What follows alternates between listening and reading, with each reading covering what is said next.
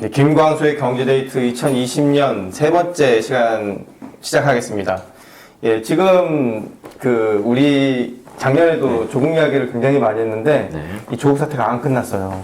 그렇죠. 아직 수사 중이니까. 예, 이제 지난번에 이제 소장님께서 말씀하시기를 이 친구가 구속이 되면 조국 사태가 일단락 될 거라고 했는데 지금 구속이 안 되고 지금 계속 밖에서 돌아다니고 있잖아요. 네, 그러면서 이제 조국 사태가 계속 안 끝나고 지금 계속 이어지고 있는데 지금 또 조국 관련해서 또 뉴스가 일단 터졌다고요. 이 조국 관련해서 이슈가 계속되고 있는 건 처음에 여러 가지 이제 그 문제들로 지적되는 의혹들이 수사 과정을 거치면서 단계적으로 기소가 되고 있는 과정이라고 보시면 될 것 같아요. 그래서 지난주 그 17일에 조국 전 장관 관련해서 유재수 전 부시장에 대한 감찰 무마 혐의, 직권남용 권리행사 방해로 기소가 되었고요.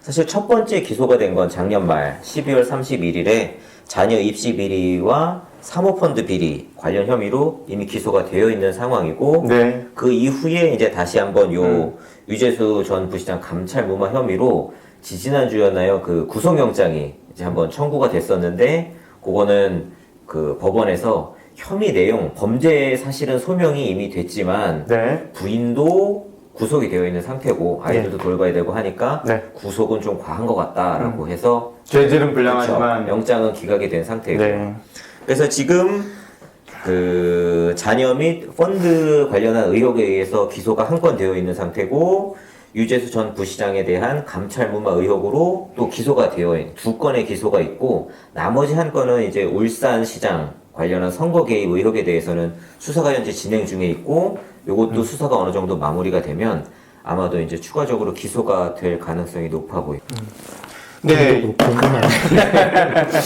궁금한데 도대체 그 조국이라는 사람은 문재인 씨나 민주당이나 그 친문 세력들한테 도대체 어떤 사람이 이 사람이 실질적인 대통령인가요? 거의 왜냐면 문재인 씨마저도 지금 대통령임에도 불구하고 자기가 뭐 거의 정말로 대통령직을 내팽개치더라도 조국을 보호를 해야 되겠다, 감싸야 되겠다라는 그런 굳건한 결의를 공개적으로 천명하는 걸 보면 도대체 조국이라는 사람이 이 사람들한테 뭐냐 이거예요. 뭐 이렇게 신흥 종교 교주인가요?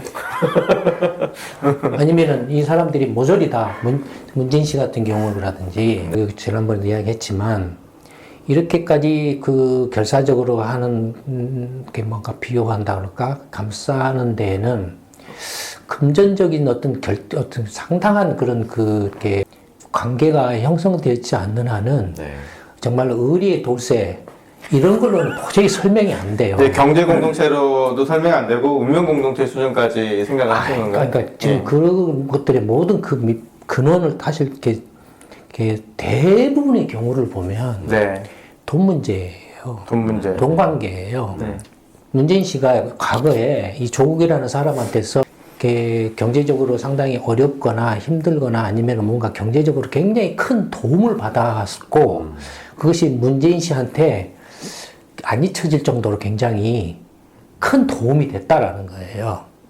거기에 대해서 이 사람은 내가 정말로 의리상으로라도 거의 생명의 은인처럼 그거 아니고서는 지금 무슨 같은 무슨 내가 무슨 뭐 이렇게 정의파고 뭐다고 그건 다 개소리예요.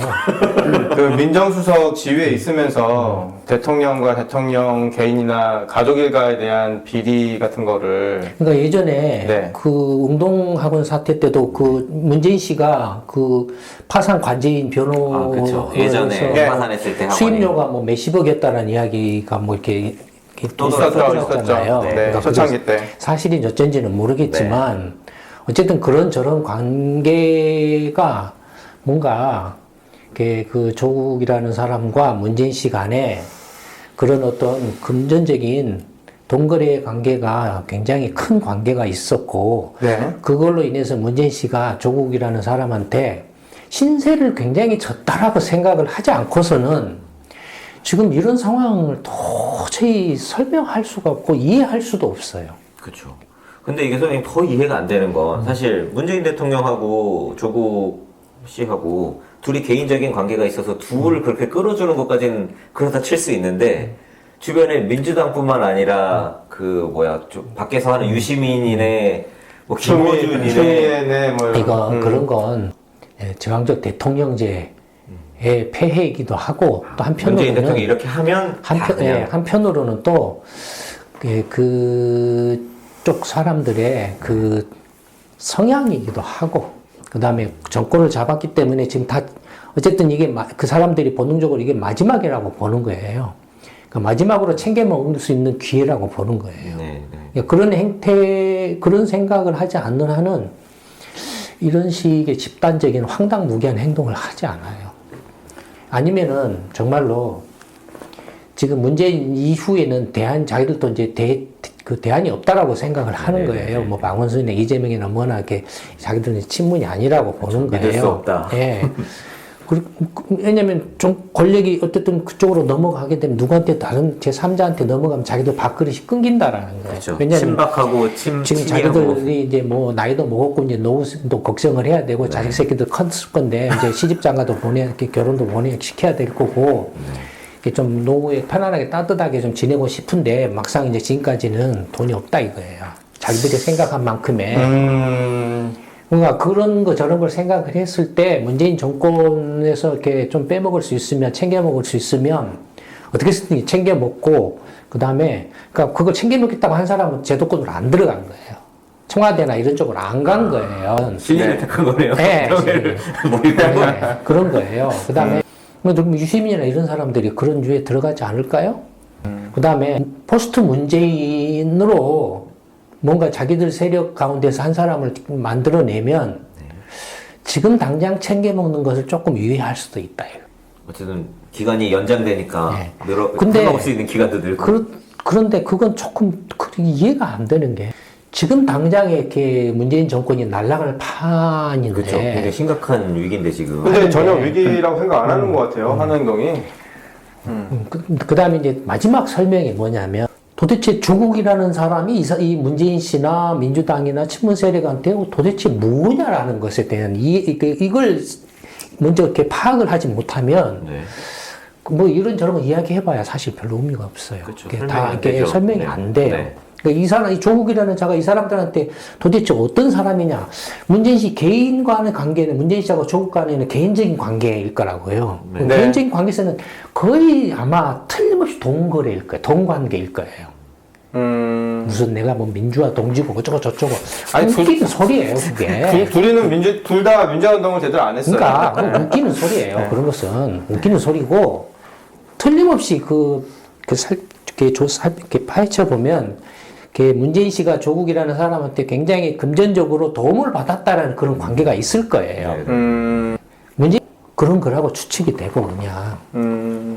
그렇지 않고서는 지금 아니 문재인 씨가 자기가 대통령인데 바보가 아닌 이상 도저히 지금 상식적으로 이렇게 문재인 자기보다도 더 자기 대통령 자리를 내놓고라도 조국을 지키겠다는 그런 식으로 이야기를 하고 있죠. 행태를 보인다라는 게 이 사람이 미치지 않고서는 정신이 잃지 않고서는 도저히 설명이 안 돼요, 지금 상황이. 그렇죠. 금전적인 관계가 상당히 신세를 졌다라는 관계가 틀림없이 있을 거라는 게 이제 제 개인적인 사견이고, 그 다음에 공사를 구별을 못하는 거죠. 정말 어처구니 없는 거죠. 그 다음에 두 번째가 아까 말했던 이제 그 민주당은 어쨌든 지금 제왕적 대통령제에서 공천을 받아야 되는데 지금 친문 세력이나 586개 친문 세력들이 지금 민주당을 장악을 했다라고 본다 이거예요. 장악을 했다라면 공천권을 걔네들이 갖고 있다라는 거죠. 그러니 찍소리를 못 한다 이거예요. 그러면 민주당은 대충 설명이 돼요. 뭐 좀 여담이긴 한데 그 민주당의 그 이해찬 같은 사람. 이해찬이요. 지금 뭐 하고 있죠? 당대표인가요? 그 사람 이제 언론에 사진 나온 거 한번 봐봤나요? 네. 완전히 맛이 갔던데 얼굴이. 근데 제가 1980년에 그 서대문 형무소에서 봤을 때 이해찬 씨 젊었을 때 복학해가지고 이제 그 김대중 내란음모 사건으로 서대문 이제 형무소에 갇혀가지고 이제 사형수 빨간 딱지 붙여가지고 세모 빨간 딱지 붙여가지고 저는 이제 광주사 그 민주항쟁에서 이제 광주에서 나온 유인물 해가지고 이렇게 서울에서 뿌리다가 잡혀 들어가가지고 이제 이렇게 마주쳤어요. 그때 그 이야기 한 네, 번 예전에 하셨죠. 네. 그때 봤을 때 이해찬 씨 얼굴이나 또 그 당시에 이제 사적으로 이해찬 씨를 그 사람은 나를 이제 잘 모르지는 모르지만 아마 할 거예요. 모르지는 않을 거예요. 그 당시 젊었을 때 이해찬 씨를 봤을 때는 네. 얼굴에 빛이 났어요. 그렇게 느꼈어요, 제가. 그 다음에 굉장히 순수함과 정의를 위해서는, 저번에도 예전에도 그런 이야기 했잖아요. 그때 서대문에서 이렇게 스쳐 지나가면서 저하고 이야기하다가, 잠깐 서서 이야기를 하다가, 자기는 죽어도 괜찮습니다. 저는 죽어도 괜찮습니다. 선생님만 살아남으면 김대중 됩니다. 선생님만. 그런 말을 했어요. 그때 네. 서서. 그런 말을 했을 때는 정말로 그 당시에 제가 느끼기로 빛이 나게 보였어요. 얼굴이 빛난다고 느꼈어요. 그 다음에 정말로 뭔가 정의를 위해서는 자기 목숨마저도 기꺼이 이렇게 바치겠다. 내 목숨마저 기꺼이 내놓겠다라는 그런 어떤 뭐라 할까, 정말로 그 소름 돋는 듯한 그런 결의.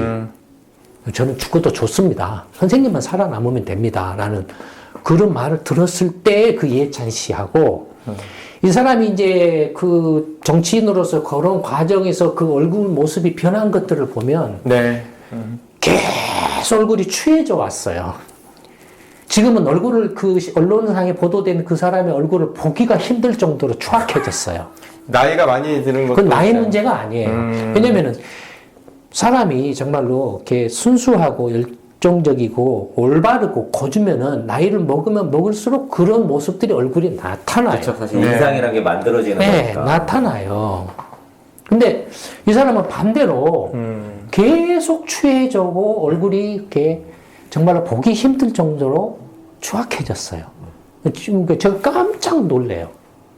그런 걸 보고서. 근데 그 사람뿐만이 아니라 이른바 민주당에 뭐 이렇게 한가닥 한다라는 사람들을 보면 그래요. 근데 예를 들어서 지금 노무현 씨하고 문재인 씨를 자꾸 이제 대비를 시켜서 이야기를 많이 하잖아요. 그렇죠. 그렇죠. 조국까지 엮어가지고. 예를 들어서 그런 어떤 내가 목숨을 내 목숨을 내놓더라도 이걸 위해서는 내가 끝까지 싸울 거야. 상김 때는 그런 게 있었다 이거예요. 그 시대, 그 사람들, 그 시절의 사람들 그런 게 있었다 이거예요. 네. 알든 모르든 그런 신념이라는 것이 있었다 이거예요. 노무현 씨까지도 뭔지는 몰라도 내가 이제 포스트 상김의 첫 번째 대통령으로서 뭔가 정말로 이제 새로운 시대를 여는 내 어떤 초석이 되고 싶다라는 그런 어떤 신념이나 포부나 어떤 이렇게 책임감이 있었다 이거예요. 네, 그런데 그렇죠. 노무현 대통령 얼굴은 안 일그러졌어요. 그때까지만 해도 안 일그러졌어요. 구시대의 막내가. 근데 그 당시까지만 해도 보면 축에도 못 끼던 사람들이 그 당시에는 깜도 안 되는 사람들이, 왜냐면 그때는 이제 가신들이라는 게 있었잖아요. 네. 그러니까 축에도 못 끼고 깜도 안 되는 사람들이 얼쩡얼쩡 하다가 이제 민주화되고 이제 상김시대가 끝나고 노무현 정권 들어서고 그 다음에 이제 이명박 박근혜 정권으로 오면서 이제 그때 이른바 이렇게 자기가 알든 모르든 뭔지는 몰라, 이렇게 알든 모르든 어쨌든 내가 목숨을 내놓고라도 민주주의를 위해서 헌신하겠다라는 그런 신념이나 어떤 그런 것들이 어떤 결의가 있었기 때문에 그것만으로도 그 사람들은 힘들고 어렵고 정말로 이렇게 현실에서는 정말로 힘들고 어렵고 치사스러운 정도로 이렇게 소주 한잔 얻어먹으면 고맙다고 인사하고 택시비로 뭐 이렇게 돈 단 10,000원이나 20,000원 지어주면 고맙다고 막 하고 그 당시에 그럴 정도로 어려웠지만은 그러나 그 사람들의 얼굴을 봤을 때는 빛이 났어요. 뭔가 이렇게 불이나 부당한 것에 굴하지 않고 살았다라는 뭔지는 몰라도 그런 자부심이나 긍지 같은 것들이 현실은 말할 수 고통스럽고 어려웠겠죠. 그렇죠. 도망다니고 막 이러니까. 네, 저도 알아요. 그러니까 그 당시의 사람들은, 그러니까 지금 이해찬 씨라도 그 당시 이해찬과 지금의 이해찬은 완전히 딴 사람이에요.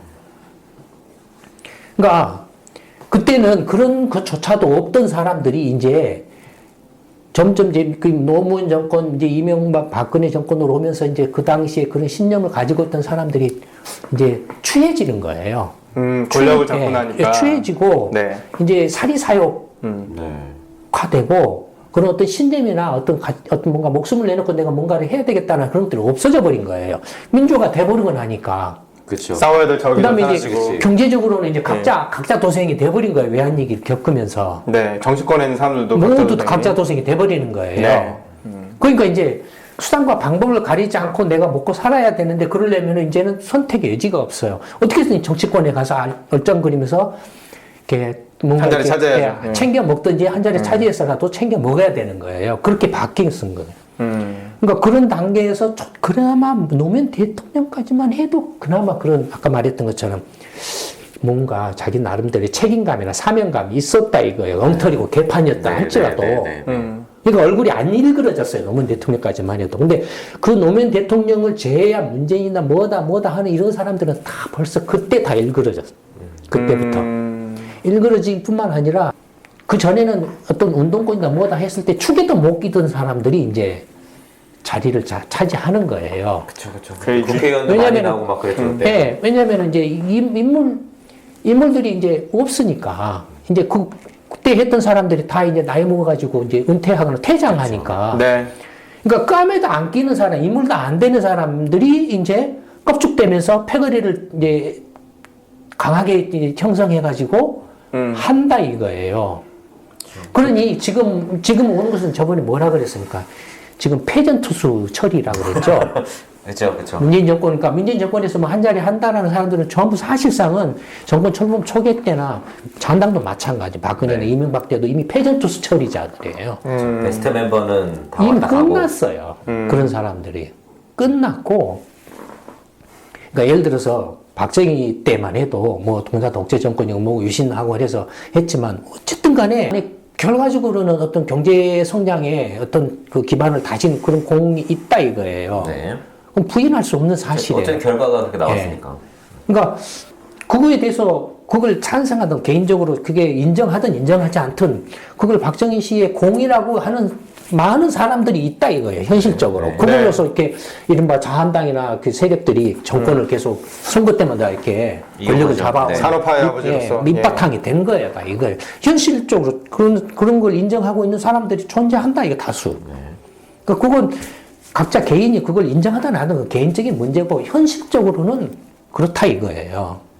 그러니까 그 당시에 그 박정희 정권 때 경제 성장을 해야 된다라고 해서 헌신한 사람들 나름대로 자기들은 그 정권 하에서 경제 성장을 위해서 뭔가 내가 무슨 장관을 했네, 뭘 했네, 뭐 기술 개발을 했네 하는 나름대로 이렇게 밤새가면서 일을 했다라고 하는 이른바 개발연대 세대들.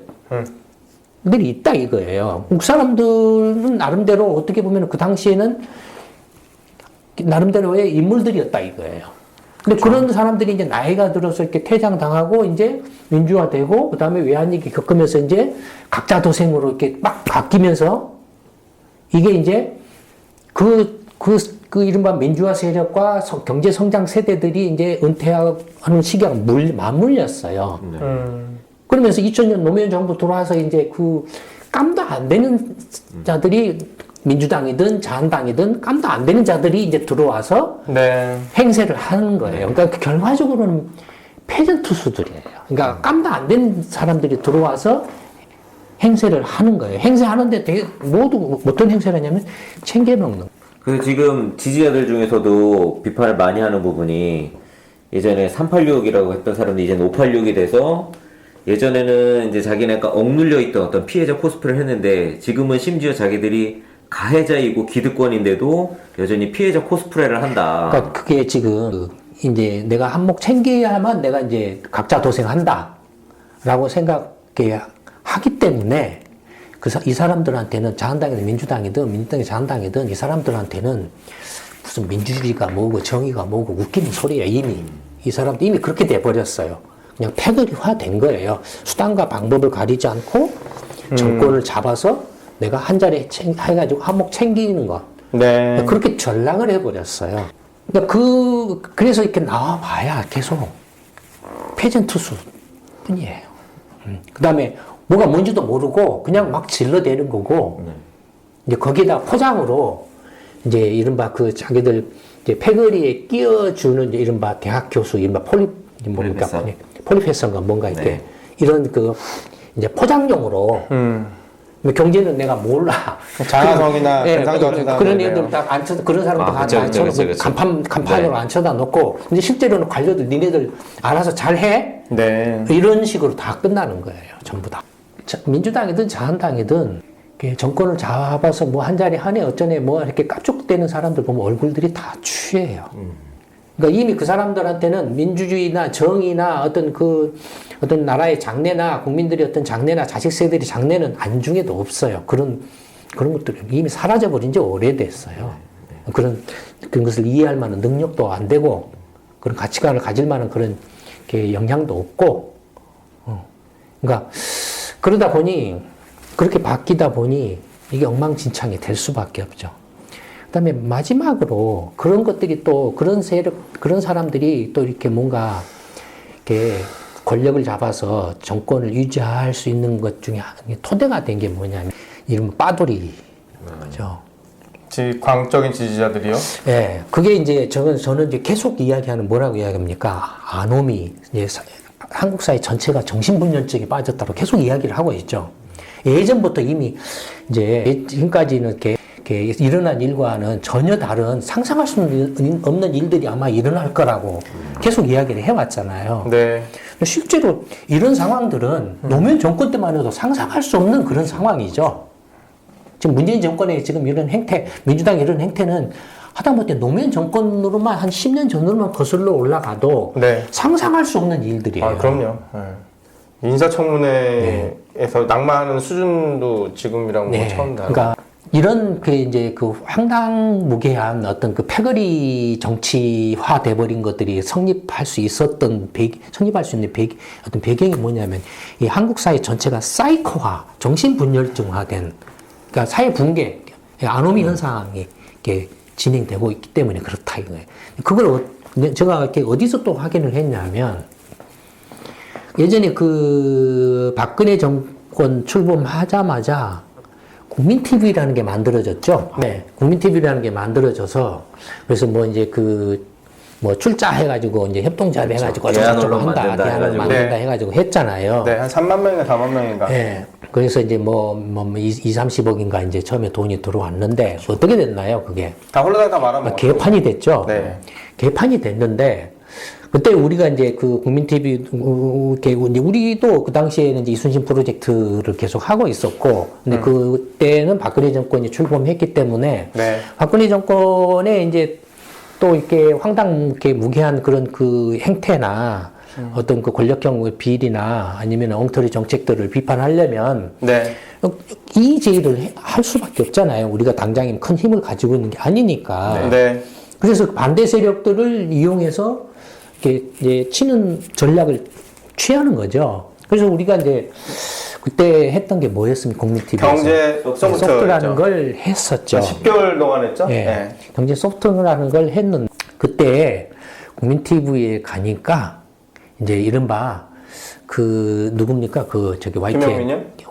노종면 씨. 뭔지도 있었고 그 전에는 이제 누구 방금 말한 그 친구. 김영민. 그 친구가 이제 거의 이제 핵심적으로 이렇게 그랬었죠, 하고 처음에. 얼굴만 했는데, 어쨌든 우리도 이제 저도 개인적으로는 그때 처음 만난 사람들이에요.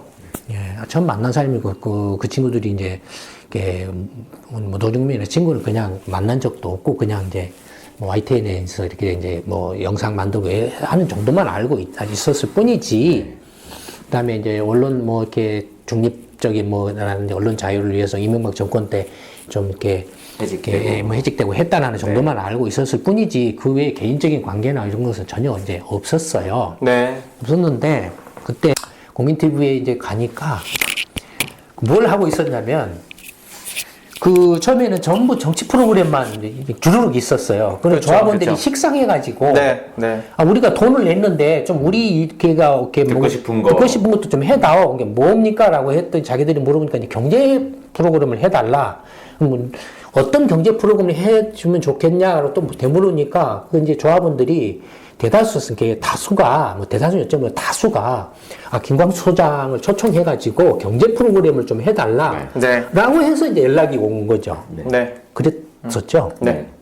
그래서 우리도 뭐, 그게 이제 기회다 싶어서 가서 이제 이렇게 이야기를 이렇게 했는데, 근데 이제 그때 가서 보니까 프로그램을 해놓고 뭘 하냐면 한 열댓 명에서 쭉 앉아가지고 댓글을 달아요. 자기들 프로그램에다가 네. 댓글을 달더라고. 전화도 막 그냥 막 돌리고. 하고, 그 다음에 네. 조합원들한테 댓글 달아달라고 네, 이렇게 네. 막 하고. 그러니까, 이른바 지금 이제 그 댓글 달기의 원조죠. 댓글 저작의 원조죠.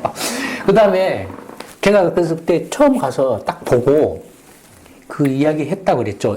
지금 이런 식으로는 2, 3년 못 버티고 그쵸. 망할 거다. 네. 수익 모델을 개발하지 않으면 니네들 망할 거다. 그런 얘기 했었죠. 바로 이렇게 그때 이제 김영문 씨 말고 또 무슨 이사들도 있었죠. 뭐 이런저런 사람들. 네. 당신도 이게 틀림없이 망한다. 이런 식으로는 안 된다.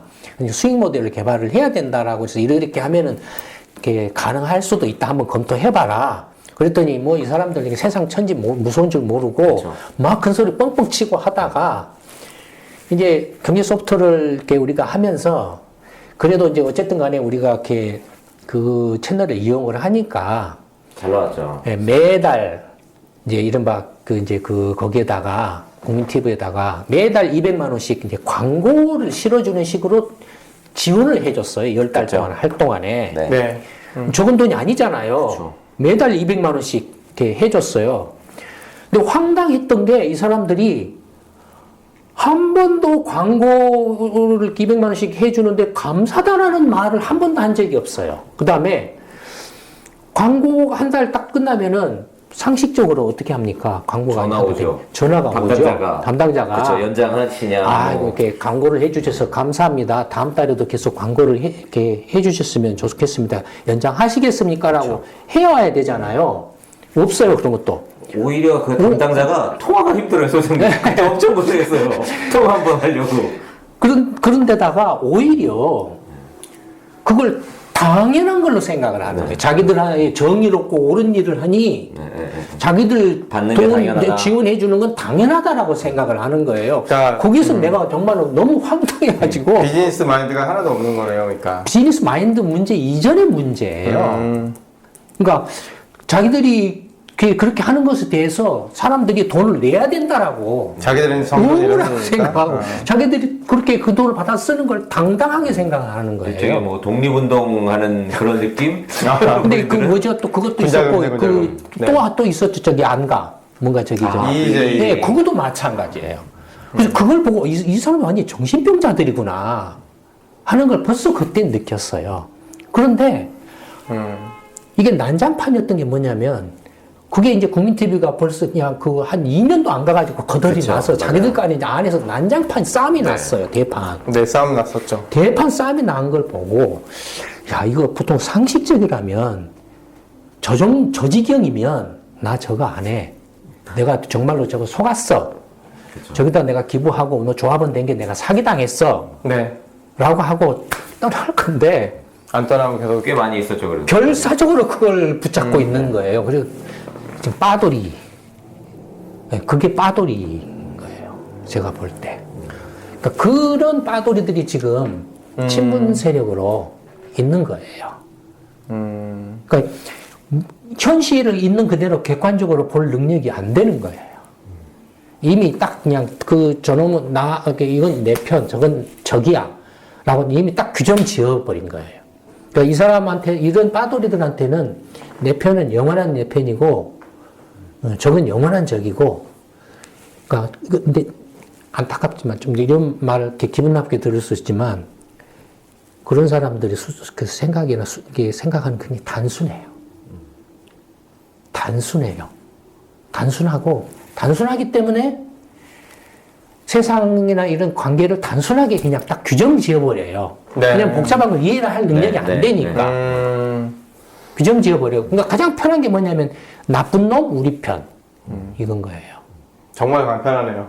그것도 자기가 판단하는 게 아니라 정해주면 거기에 따라서 가는. 그건 레밍인데? 그러니까 그게 지금 다시 이제 처음으로 돌아오면 조국이라는 사람이 도대체 문재인이나 민주당이나 친문이 빠돌이들한테 뭐냐라는 것을 이해를 하려고 지금 하는 것에 대해서 이제 문재인 씨의 경우에는 분명히 사적인 상당히 금전적인 신세 관계가 있을 가능성이 매우 높다라고 개인적인 사견으로서 보고 있는 거고, 그러니까 그래서 문재인 씨가 공사 자체를 지금 대통령인 자가 혼동을 하고 이렇게 구별을 못 하고 있는 거고, 이미 이제 그 언행이나 지금 이렇게 뭐 여러 가지 발언으로 봤을 때도 이미 공개적으로도 대통령인 자가 이렇게 그 지금 그 수사 중에 있는 사건에 대해서 사안이나 그런 피의자에 대해서 이렇게 놔줘야 된다라는 식의 발언을 한다는 그 자체부터가 황당하지만 수사 가이드라인을 그러니까 그런 거고, 민주당은 아까 말했던 것처럼 그런 친문 세력들이 이른바 이제 내가 이렇게 각자 도생을 해야 된다. 그래서 경제적으로 내가 한몫 챙겨야 된다라고 하는 그런 세력들이 그 민주당을 장악을 해서 공천권을 쥐고 있어가지고 찍소리를 못하는 그런 구조고, 그다음에 뭐 조국기 부대네 뭐네 뭐 서초동 부대네 뭐네 하는 그 빠돌이들이 이 국민 TV에 의해서 제가 이렇게 봤던 그런 사람들이 있다 이거예요. 많이 있죠. 네. 그런 사람들이. 사람들이 많이 있죠. 근데 그건 많지 않아요. 많아 보이는 건가요? 네, 많아 보일 뿐이에요. 많지 않아요. 4월 선거 때 보면 알아요. 그러니까 저는 되게 이게 그러니까 언론 플레이를 계속 하잖아요. 근데 계속 이제 신문이 계속 나오고 국민들이 다 지켜보는데도 이게 아무 일도 아닌 것처럼 행동을 하는 게 너무 기가 막히는 거예요. 이제 그 수사 중인 검찰 조직을 와해를 하고 그 검사들을 다 인사 교체를 하고 이러면서 막 이렇게 오히려 더 자기들이 그 명을 어겼다, 검사들 명을 어겼다 이런 식으로 뭐라 하니까 이 입으로 넘어가서 이야기를 해보죠. 네. 그 1부도 이제 시간이 충분히 돼가지고 이제 2부로 넘어가서 다음 얘기를 나누도록 하겠습니다. 김광수의 경제데이트 세 번째 1부 여기서 마치도록 하겠습니다. 감사합니다.